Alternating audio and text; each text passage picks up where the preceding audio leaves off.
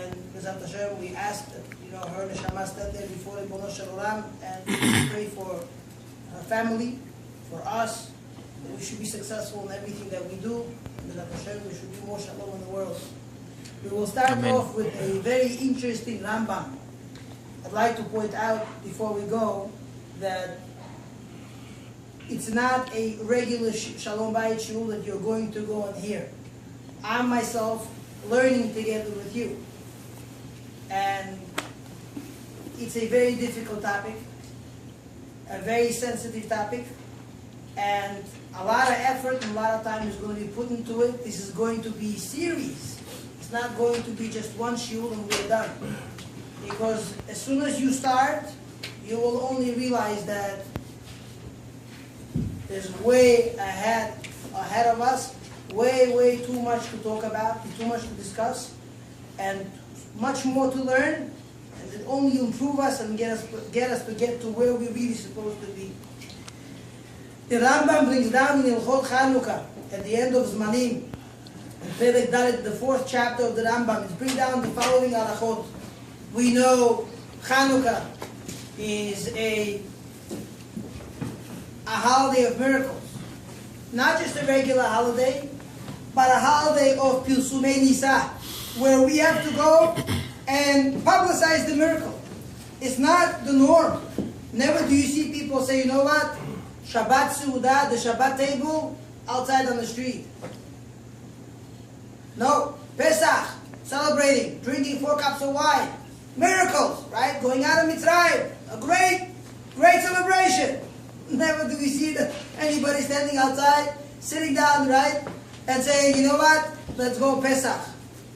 Never do we publicize any miracles. Comes to Chanukah, it's so important. Chachamim say, you have to light the candles, and you got to light them outside. For everyone to see. Never. Why? Publicizing a miracle. And we know that the halakha, the Rambam is going to quote to us the following 3 laws that will knock sense into every single one of us, understanding how important Chanukah is to every single Jew.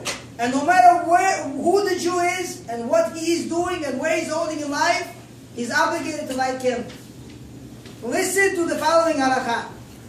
Mitzvah der Chanukah, the mitzvah of lighting a candle for Chanukah, we know the obligation is just lighting 1 candle. We have a mehadrim, in a mehadrim, the Torah says you're supposed to add additional candle for every single night. Day 1 you start with 1, day 2 you start with 2, day 3 you go with 4. Besides the shamash, besides the additional 1 candle that we have on the side that's supposed to be lit. 1 candle. Mitzvah chaviva yi'at mod is a very vital and very important mitzvah. Tzarich adam lizaher ba kedei lehodia hanes. Every person has to be extra careful just to publicize the miracle of Chanukah. Ulosiv b'shevach ha'er ve'odaya, and to add in praising Hashem and being grateful to Him for the miracles that He's done for us.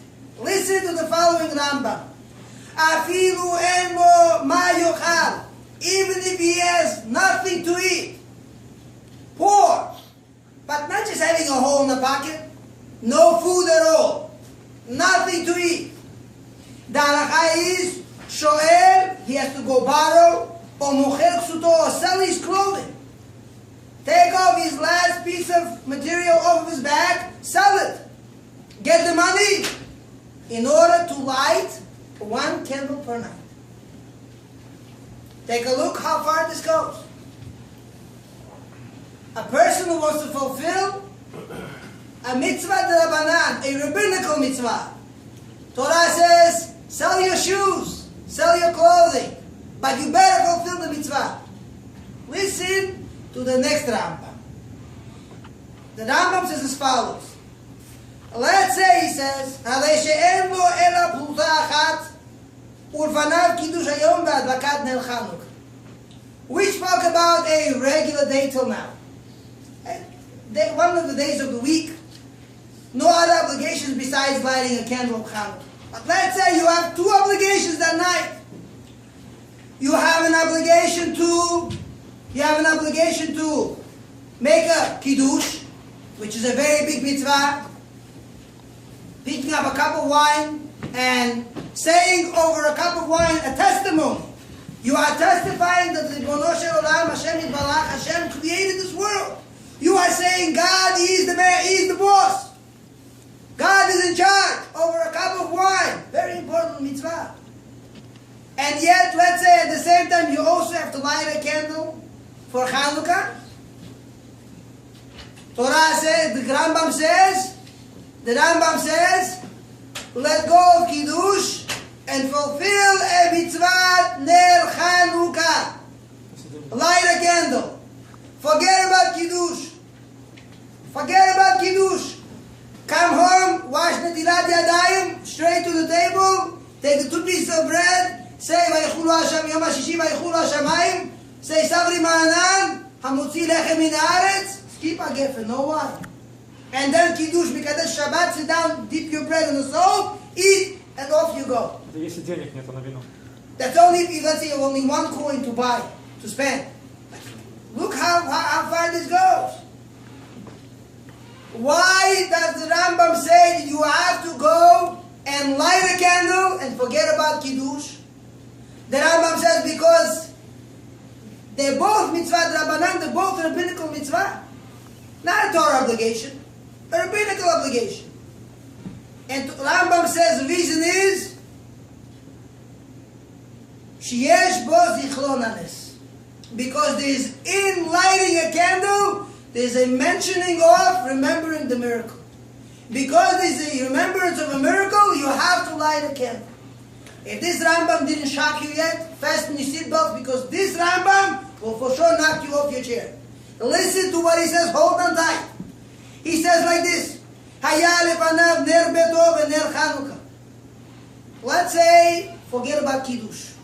Forget about Kiddush. Forget about Kiddush. You have money either to light a Shabbat candle or to light a Hanukkah candle. Just now we saw the Rambam says, Kiddush flies out the window, no Kiddush, no taking a cup of wine.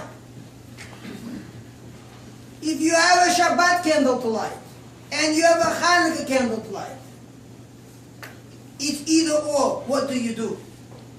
Now let me explain to you before we go further. Hanukkah candle, if you light it, you're not allowed to derive any pleasure from that light. It has to be lit solely only for publicizing the miracle, not personal usage. Shabbat candle, on the other hand, is for personal usage.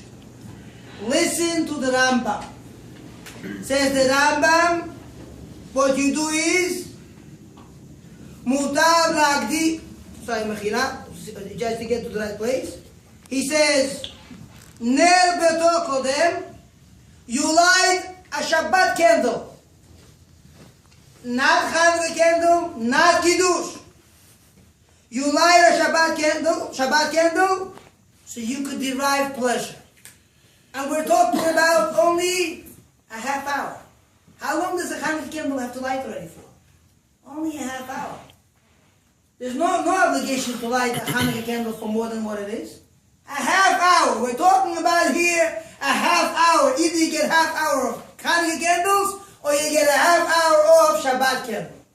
The Rambam says you light a Shabbat candle that you derive pleasure from. And listen to the reason why. Why do we light a Shabbat candle? Everybody knows. Shalom bayit. Peace in the house. If you have lights in the house, nobody will trip and fall. You know how it is, right? Especially we know from the old country. The guy is walking, he falls down, and he starts throwing out all those jewels out of his mouth. Yeah, haram. Couldn't you light a candle? I had to fall down because of you. We heard this, right? Had you had a little, couldn't you turn on the lights? I had to fall down, trip and fall. The Rambam says, you light a candle of Shabbat. Listen to the words of the Rambam. Gadol HaShalom, great is peace. Shekol HaTorah nitna la'asot shalom ba'olam. Because the whole purpose why Hashem gave us the Torah was one ultimate purpose. One goal. To do peace in the world. Look how far the Rambam goes. The purpose of the whole Torah given to the Jews, given to this world, was for one purpose only, is for shalom. Where is the Rambam's proof? Comes the Rambam and says the proof is from Parashat Sotah. What does Hashem say to the Kohen to do when he has a woman brought to him who has a little bit off? She went off a little. She did not listen to her husband, getting into a fight, and then she goes into a private room with somebody who she's not supposed to even go with. She was warned not to go, and she went into a private. She was there for exactly a half a minute. A half a minute being in the room, in a private room with a strange man. Now we don't know what went on there. The husband takes this lady, takes his wife to the Bet HaMikdash, to the Kohen, and there they do a test. Not a pregnancy test. They do a test. What they do is they take water with some dirt from the floor of the Bet HaMikdash. They put it inside there. Then they have the Kohen bring a scribe and write few psukim of Torah which have Hashem's holy name in them. And he writes Yud Ke Vav Ke, Hashem's holiest name. And he takes it while it's still wet. And he puts it inside the water. He says, erase my holy name for one purpose. So just there should be shalom between these two. I'm not talking about a woman that she's a big tzaddiket, she's a very righteous woman. She comes, hair is covered like this, right? Like this, dresses, the skirt is covering the shoes. Forget about the knees, right? Ultra-Orthodox, we're talking about a woman who's not so fluent. She's not so observant. She does things against her husband. And Hashem says, you know what? I want you to erase my name. One reason. Because Gadol HaShalom, great is Shalom. That's how great Shalom is. We have to understand, what is Shalom? What is Shalom? If I ask all of you, what is Shalom? A lot of people say, Shalom is, they translate it, tranquility, peace, being complete, not missing anything. But I want to know, what is Shalom between, when we say, where are you going to? Oh, I'm going to a Shalom Bayit Shul. Or let's say a lot of people that come and they say, daily excuse as they call it. Why did you decide to go against the law over here? Or Shalom Bayit. We heard that one, right? Comes out a lot of times. They just take it out of their sleeve and they have a card. Shalom Bayit, Rabbi, it's called. Shalom Bayit. It's called not the 5th Shulchan Aruch, but the first one. The first one. Before the first one even starts. Shalom Bayit. I want to understand today with you, what is Shalom Bayit? So, here comes a very interesting Gemara to help us figure this out. The Beraita says the following in Masechet Yevamot and Daf Samech Bet Amud Bet. Tanu Rabbanan, our Chachamim, they told us. Good thing they did. Listen to what it says. Instructions. You go, you get medication. There are always instructions how to take down the pill. Right? In the old country, they take the pill and they just open the mouth, they throw it in and it just flies down. Flush it with some water and you're good to go. Today, you need to put some sugar in it. It won't go down otherwise. You gotta make it into a liquid. And then they say, make sure you take it with food.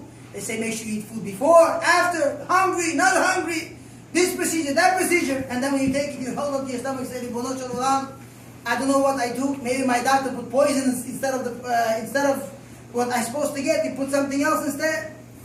But these are the ingredients. It says the following. Following, please. Ha'ohev et ishto kegufo. a person that loves his wife like himself. Everybody loves himself. I love myself. And I'm sure you all do the same. You better love yourself. Loving yourself, you gotta love your wife the same way you love yourself. You gotta put the selfishness aside. You gotta, when she comes into the picture, very simple. You love her as same as you love yourself. Okay. Next one. The second ingredient. And he respects her more than he respects himself. He honors his wife more than he honors himself. Loving like yourself. Honoring more than yourself. And then there are a few more things, which I'm going to skip for now. That is for later on. Someone that does these, Alav HaKatuv Omer, on him the Pasuk says, the Torah testifies about him, V'yadata, and you'll know, Ki Shalom Alecha, that your house is tranquil. You are living in a peaceful house. This is ingredients for Shalom. Loving your wife like yourself, honoring your wife more than yourself. This is called V'yadata ki shalom alecha. Only then you know that you have a house what's called a Shalom Bayit house. Not where the guy is afraid that if he comes a few minutes late, the wife will be standing by the door with the broom, or with the slipper, or who knows what. That's not called Shalom Bayit. Coming saying, if I dare come late, my wife will be upset at me. That's not called Shalom Bayit. Shalom Bayit is two things. Loving your wife like yourself. I'm sorry, I'm going to nudge it and rub it in as much as I can. Loving your wife like yourself. Honoring your wife more than yourself. This is called Shalom. That's called peace. Now I want to understand. Peace. What level? There are levels of peace. Listen to what the Gemara in Masechet Berachot has to tell us. The Gemara talks about dreams. And the Gemara says, a man who was lucky enough to see the three following things, lucky enough to see these three following things in his dream, says he should, it says, Yir'eh Shalom, he'll see peace. Not only loving your wife like yourself, honoring your wife more than yourself, but if you see three more things, expect a lot of shalom by yourself. But listen to what it says. The Gemara says the following.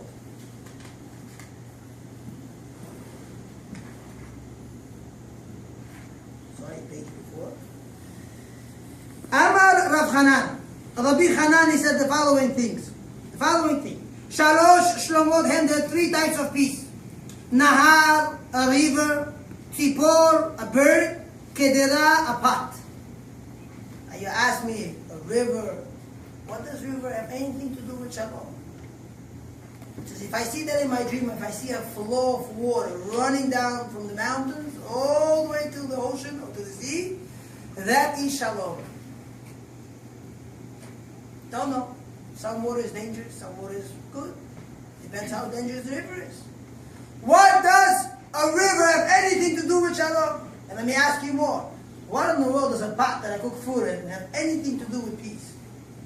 I know it does a lot of peace, right? When we come home and there's a pot of food on the stove, hot, prepared for us. Mom made food, my wife made food, my children made food. Wow! There's a chut, right? Something. But what does a pot have anything to do with peace? The last one, he says even better. A bird. Bird, a lot of peace. Tons of it. Hello? Fly away, run for your life before trouble comes. A lot of people do that. They know if they come home trouble, what they do is they buy a ticket, they fly out. They call a few days later, say, honey, hi, how are you? She says, where are you? He says, I took a flight for a few days out on a business trip. And she tells him, stay there. Okay? That's not peace. That's not peace. Why are these three things have anything to do with peace? Now we know there's a famous book they wrote recently. It's called A River, a Cattle, and a Bird. I don't know, a small book they have in stores. The commentaries explain.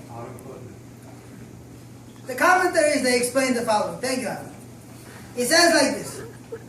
They explain the following. They say these three things really resemble shalom. And I'll explain to you how. He says, when two cities want to do business, and the only way to get from one to the other is to use a river, through the means of the river, that's called shalom also. These two cities are at peace only because of the river. If there had been no river, they would not know of each other. Makes sense? You have a river, and through the means of the river, you get to have peace between two countries. Make business this way. Money. It's good. Next one, a cattle. I need a cattle to cook, right? And somehow, a lot of people, when they come home, they use a pot, and this way they have a cup of coffee together. No, it's also shalom. You also get to shalom. A bird also has somewhat of shalom. Let me explain to you how. The first two ways are not of the greatest shalom a person could ever get. The first two ways is when people are selfish and they have their self-ego to get themselves to the final destination. I'll give you an example. The wife says, I need to get married to a man. The lady says, I need to get married to a man. Why? That's how, he'll provide for me, and he'll do for me, and he'll take care of me. And the same thing the husband says. I need a woman in a house. She'll cook for me. She'll iron my shirts for me. She'll laundry my pants for me. Right? Me, and me. Three people. That is a way of how to become, when somebody is there in it for himself only. If I am there for myself, that's perfectly good. That's good enough. As soon as there's not much of a need anymore, and the guy can get along on his own, and he gets angry at his wife, he says to her, go to your mother's house. I had enough of it.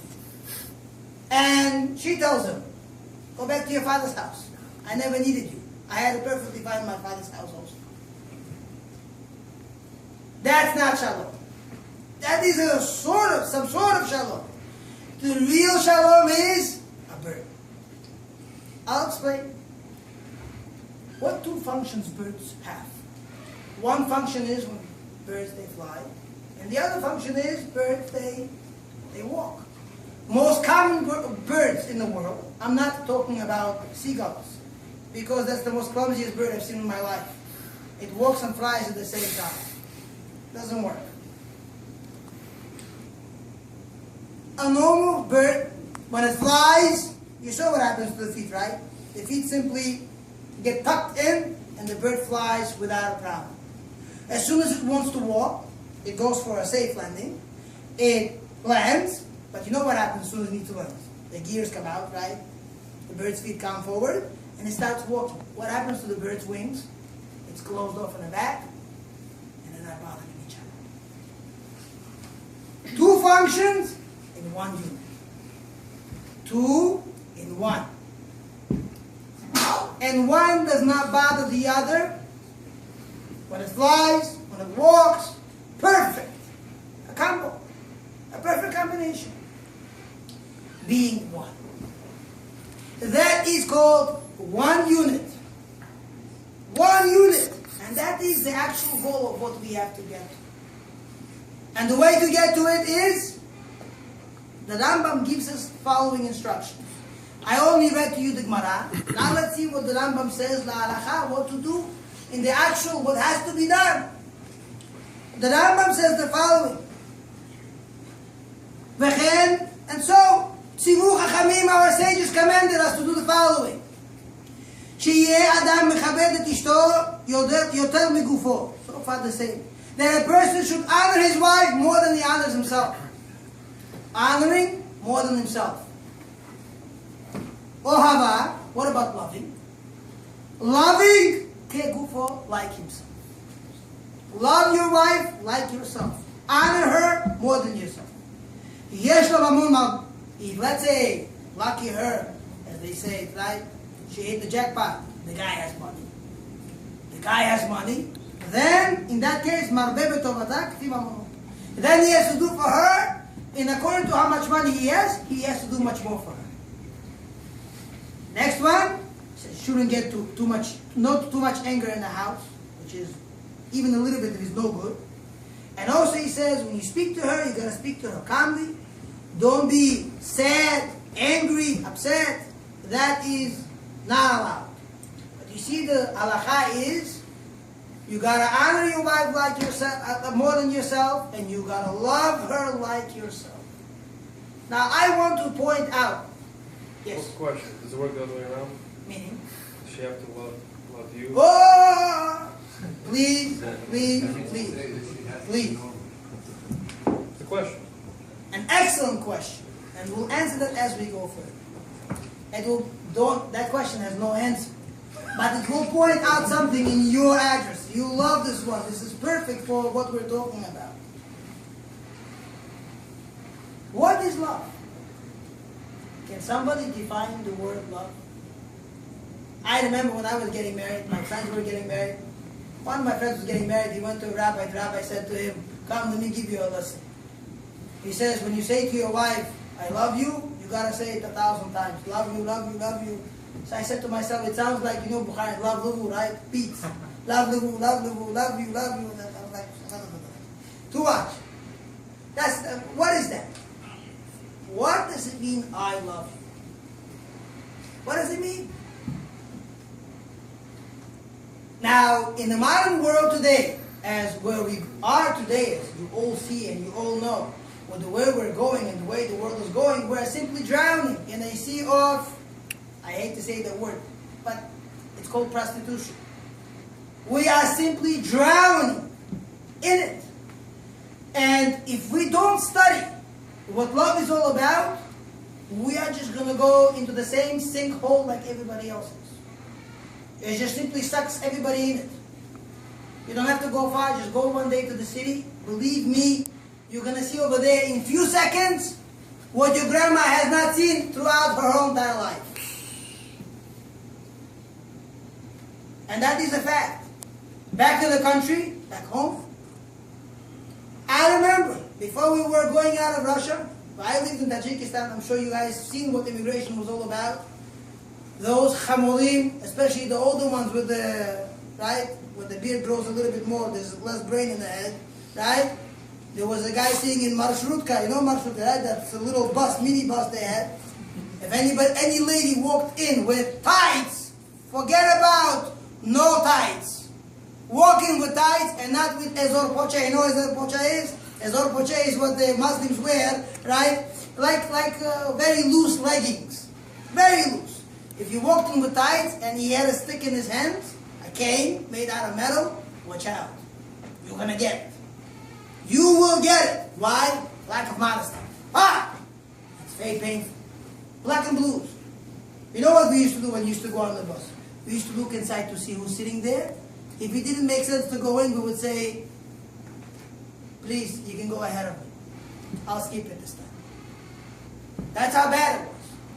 But they used to get a beating for it. What is love?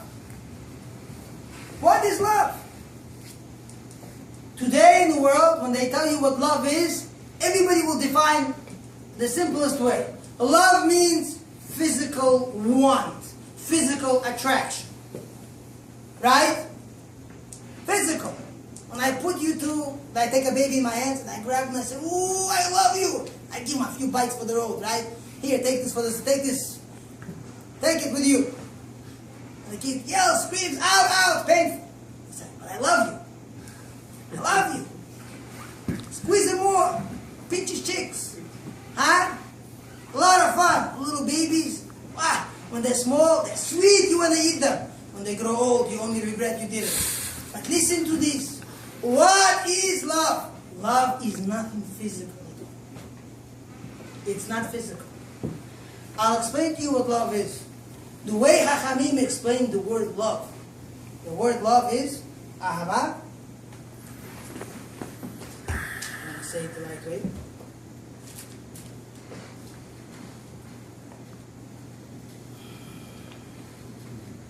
It's brought down in Masechet Derech Eretz Zuta. It's a bright out teachings of Chachamim. You find it after Masechet Avodah Zarah. It says like this: if you want to be involved in love, there's few things you must do. One of them is you have to be simply want and do everything for his good. One-way street. That's love. Love is one-way street. And that's why if you look in the Rambam, back to your question. The Rambam, when he talks about, we only spoke about what the men have to do for the women. Don't worry, we're going to get what women have to do for the men. That comes later. That's not for now. We are here to learn for ourselves how to improve ourselves. If you look in the Rambam, when it talks about the obligations of women doing something for a husband, he says, she must honor her husband more than possible. Not more than herself, more than what's possible. Honor the husband, carry him on his head. That's how much honor a wife has to show to her husband. And he says, and she also should have this fear from him, and should do all her deeds, whatever she does, should be by the way he wants it. He should be in her eyes, in her view, he should be like a high official, a king. Do everything like his heart wants.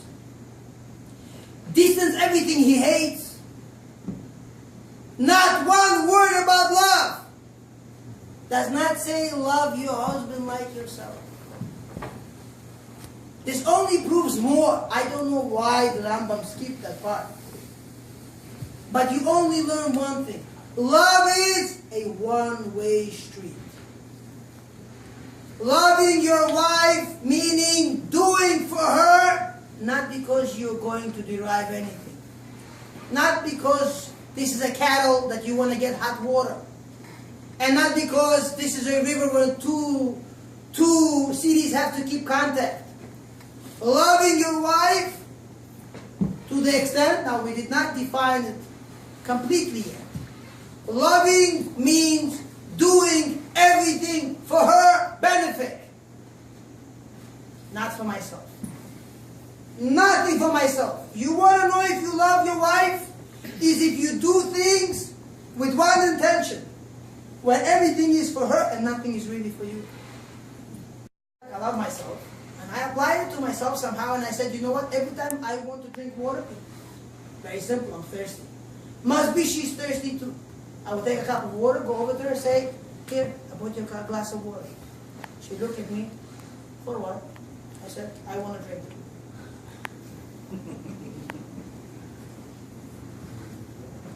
Make sense? I give you another story. Rabbi Levin,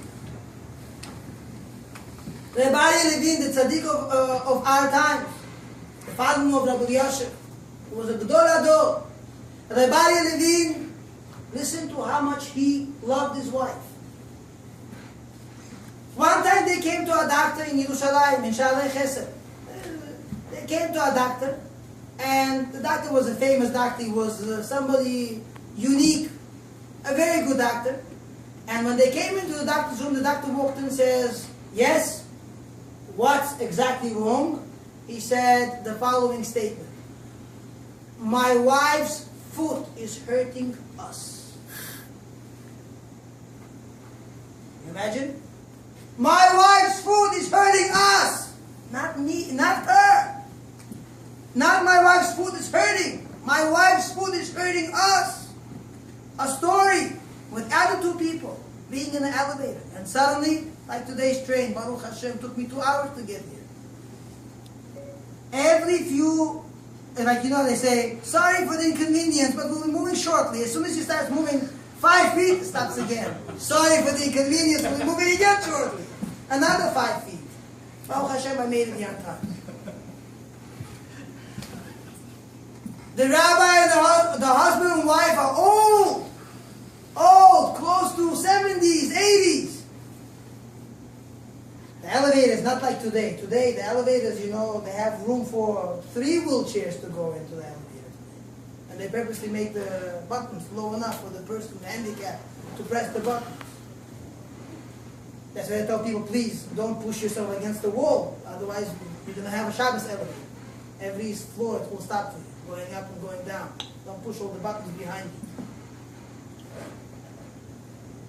The husband and the wife both got stuck in the elevator.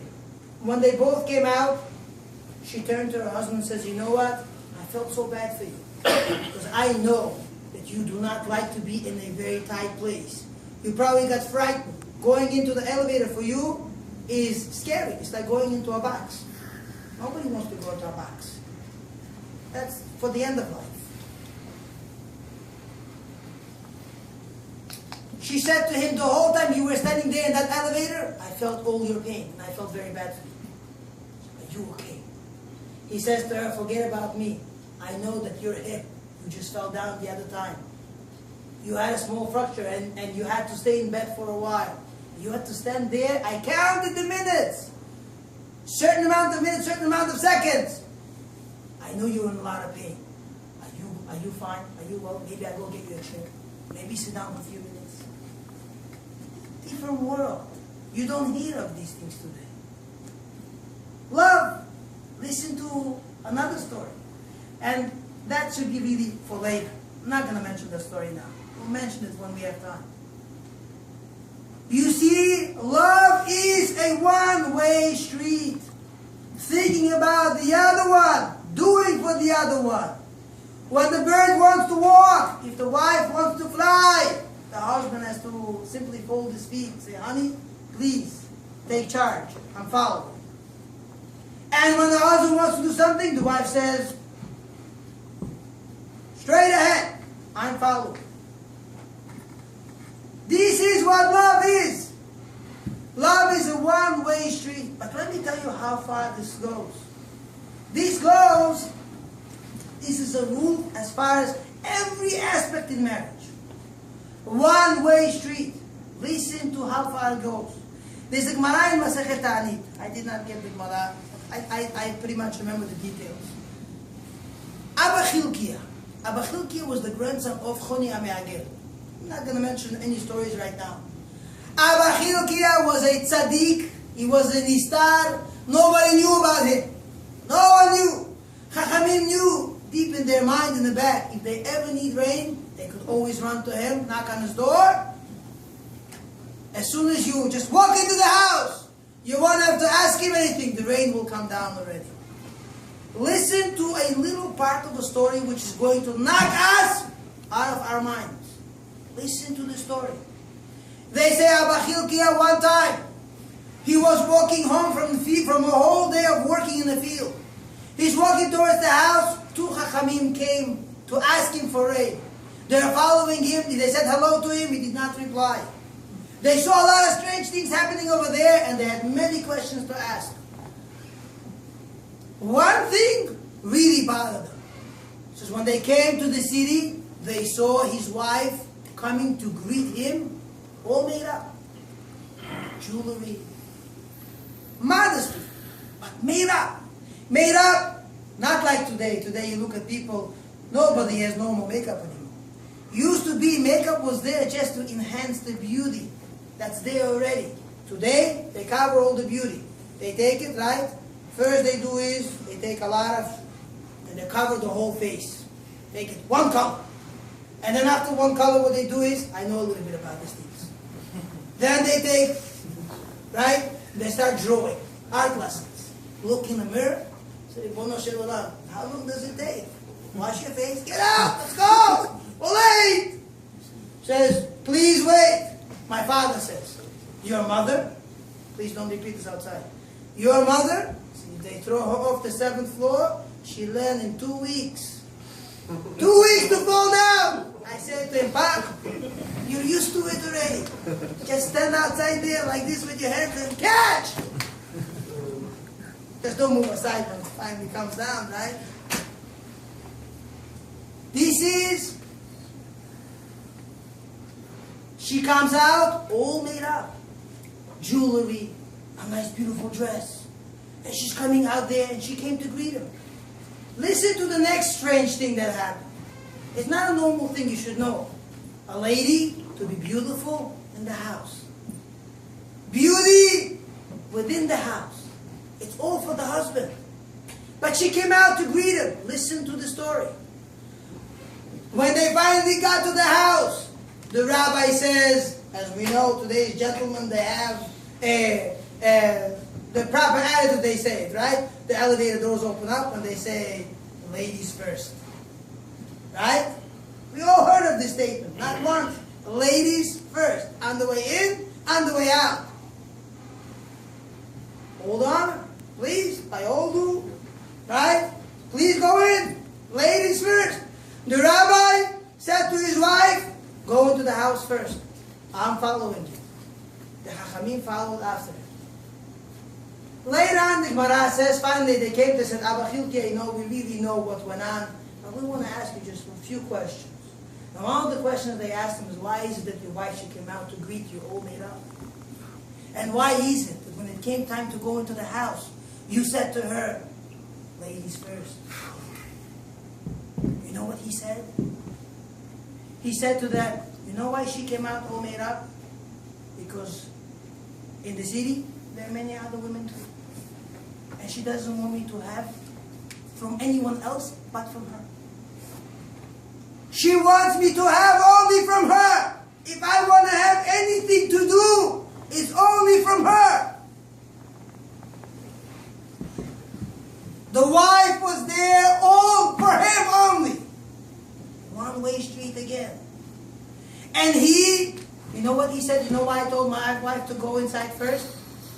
I don't like to leave my wife outside with strangers. I want her, right, myself, be only for her. Just like she wants me to be only for her, same way I want her to be only for me. That is what we call love. That is called love. Love is a one-way street when we have to come and say, I am doing solely for you and you're doing solely for me. Listen to the story. I give you another example where you see love is a one-way street. The famous Rabbi Khiyah, the Gemara in Masechet Yevamot, in Samech Gimel, the Gemara says Rabbi Khiyah, like a few other Chachamim had this. Rav had this, Rabbi Khiyah had this, Rabbi Yehuda had this. They didn't have such a pleasant, smooth drive when they used to come home. Rabbi Khiyah, it says his wife used to torture him. She made his life miserable.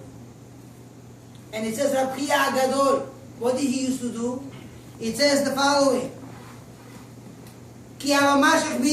When he would find something beautiful. Listen to this. This is a good example for all of us. When we are alone outside of the house and we are going home, remember this story. When he would find something interesting, beautiful, something pleasant, a piece of cake. It doesn't have to be. If it's not a piece of cake, you find a nice, beautiful, colorful rock. Something. He used to pick it up, wrap it up into something, bring it home and say, honey, I found something nice for you. And he would bring it to her. Rav, who was there, his nephew, he would say, she tortures you! Why are you doing this? The whole world knew. You know what Rabbi Khiyah said to him? What do you mean she tortures me? She's my wife. It's a one-way street. Love her unconditionally. No reason. Love for no reason at all. No matter what she does. No matter what she does. This is also an example of one-way street.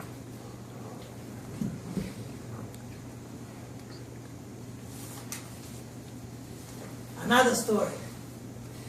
They say that Mol Mikotsk, the Kotzkeren, The story goes with him, one time he saw his Hasid, one of his Hasidim. They tell him, ooh, a geschmack of fish, delicious fish. I love fish. You know what the rabbi said to him? You don't love fish. You love yourself. And you love fish, you buy a beautiful aquarium, you put inside there a few beautiful rocks, make the oxygen for the filter for the fish, and you would let the fish swim in there. You would not eat it. You love yourself. And that is the actual truth. Only because you love yourself, that's why you say I love fish. The same thing with us. When we say to our wives, if it's something that comes to physical, I love you, you love yourself. Like that father who grabs a child, says, ooh, I love you, and start biting it.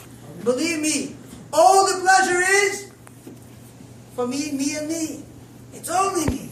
Had we loved our child, we would think and consider, does he really like it? Would he like this for me to do to him? The famous story of Hillel HaZaken, when the convert wanted to come and told Hillel, on one condition, I pick up my foot, you teach me the whole Torah. If you can do it while I hold my one foot up, when I hold one foot up, if you can do it, then, and only then, I'll become Jewish. Hillel said, no problem. Pick up your foot. Love your fellow friend like you love yourself. It's called a one-way street. Love! One-way street. That is what love is all about. True love is, this is the final words. The true love is when my whole being is there for her. And when her whole being is for me. That is true love. That is the definition of loving yourself, loving your wife like you're loving yourself. That extent, being all there for her. And this is really in everything.